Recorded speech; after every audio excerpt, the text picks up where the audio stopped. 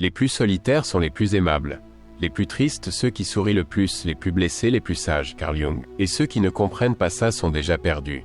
La solitude est un terrain d'entraînement où tu apprends à te transformer en arme. Où tu démontes chaque partie de toi-même et la reconstruis plus dure. Ici, il n'y a pas de place pour les faibles. Et ceux qui vivent d'apparence ne supportent pas ces mots, car ils leur rappellent que derrière la foule, derrière le bruit, il n'y a pas de force, mais de la peur. Tu passes des nuits à te battre avec ton propre esprit. Des jours à avaler des silences qui brûlent plus que les mots. Des moments où ta propre voix te murmure que tu n'y arriveras pas. Et pourtant tu es là. Et tu vois ce que, le troupeau, ne voit pas. Des sourires qui cachent des lames, des regards qui trahissent la peur. Des contradictions qui crachent des mensonges. Tu es un loup solitaire et être ainsi te plaît, n'est-ce pas? Je te comprends parfaitement, parce que je suis exactement comme toi. Et j'en jouis immensément. Le premier pilier de notre puissance, c'est le silence. Pas le vide, le silence déstabilisant. Pendant que le troupeau crie pour se faire remarquer, nous observons. Nous écoutons. Nous prenons des notes. Nous les étudions comme les prédateurs les plus habiles étudient leur proie. Le deuxième pilier, c'est la sélection. Mieux vaut être seul que mal accompagné par des poids toxiques. Un allié faible t'enfonce plus qu'un ennemi déclaré. La sélection doit donc être brutale. On n'épargne personne, qu'il s'agisse d'un parent, d'un ami qui avec le temps s'est affaibli et a perdu son éclat, et dans les cas les plus désespérés, même des membres de la famille peuvent tomber sous notre hache. Le troisième pilier, c'est l'anonymat. Ce que Banksy, l'artiste dont l'identité est inconnue, définit comme son super pouvoir. L'anonymat est donc l'invisibilité. Pendant qu'il partage chaque souffle, chaque plat, chaque sortie avec le monde, toi, tu travailles dans l'ombre. Tu prépares des frappes pour lesquelles il n'y aura pas d'antidote. La solitude a été ton laboratoire secret. Elle t'a obligé à te regarder à l'intérieur jusqu'à te mettre à nu. À supporter le poids de toi-même jusqu'à ce qu'il devienne légèreté. Les autres fuient le silence car ils craignent la vérité qui pourrait hurler dans leur tête. Toi, au contraire, tu l'as revendiqué comme ton territoire d'analyse. Parce que le bruit distrait, le silence construit. Maintenant, chaque mouvement est libéré du poison de l'approbation. Tu as cessé de brader ton temps à la recherche d'applaudissements. Tu as franchi une frontière invisible. Celui qui quitte le troupeau ne revient pas. Et puis il y a le pilier puissance de l'imprévisibilité. Le monde ne sait pas de quoi tu es capable. Et quand il le découvrira, il sera déjà à genoux. Tu t'es rendu illisible. Et ce qui ne se lit pas ne s'imagine pas, encore moins se contrôle. L'imprévisibilité est ton arme secrète. Celui qui ne sait pas ce que tu vas faire est déjà vaincu d'avance. Mais ce pouvoir a un prix. La tentation de parler, de montrer, de se vanter est un piège. Le vrai stratège n'annonce pas. Il laisse les autres se consumer dans l'attente tandis que lui a déjà 3 coups d'avance.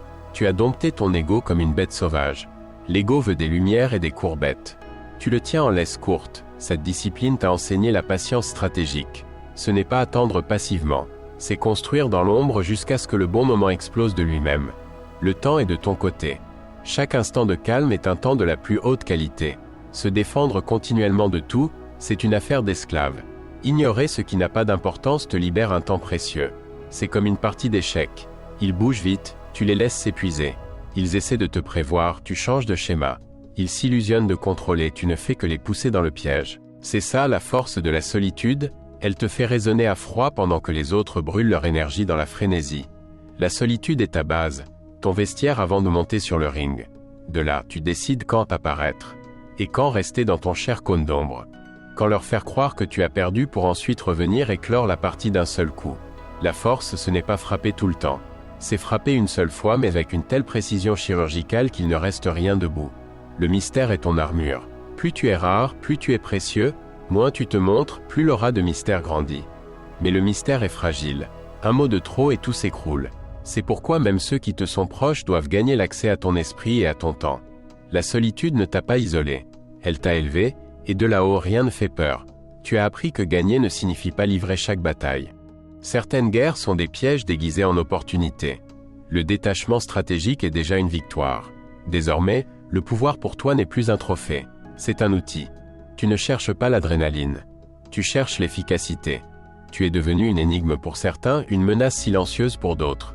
Mais tu n'as besoin de jouer aucun rôle, et tout est entre tes mains. Une responsabilité, une conscience qui terrifie le troupeau, mais pour toi c'est la sève vitale. Dans un monde qui se prostitue pour 2 secondes d'attention, tu es un acte vivant de rébellion. Et puis il y a la maîtrise de toi-même. Machiavel a écrit que les hommes oublient plus facilement la mort de leur père que la perte de leur patrimoine.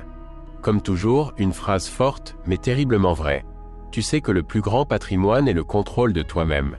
Imagine le visage de celui qui t'a sous-estimé lorsqu'il te verra te relever avec une puissance qu'il n'attendait pas.